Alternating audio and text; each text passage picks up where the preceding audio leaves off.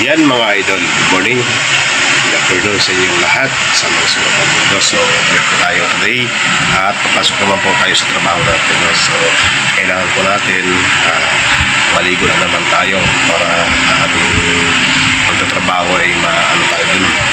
Medyo fresh tayo. No? So, inantay po natin yung anak ko na magising kasi natulog po yun dahil kinuha ka po yung anak ko dahil night shift po tayo, panggabi po tayo. Kinuha po natin ng mga alas 2 ng hapon yung anak ko.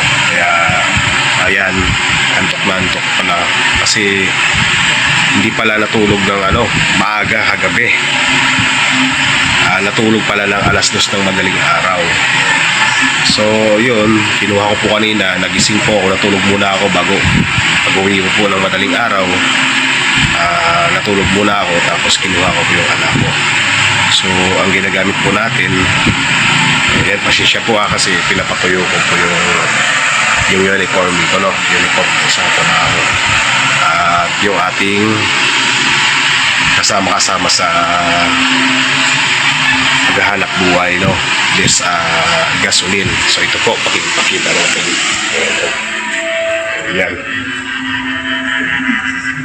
Yan. So full charge na po. Full charge na po yung ating electric scooter. No? So ito po yung nakakalis sa atin. Nakakalis sa biyahe natin araw-araw. Ayan. Malaki yung natitipid. Malaking natitipid sa oras, sa bayad sa mga pamasahe dahil mahal na po yung gasolina. So ito po, full charge na siya, naka-green na, kaya tanggalin na po natin. Bali dalawa pala yan mga idol dahil sa asawa ko po ito at sa akin yung isa.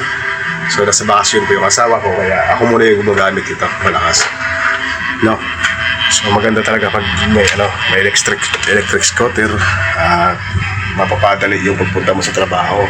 Mapapadali, walang hassle, hawak mo yung oras,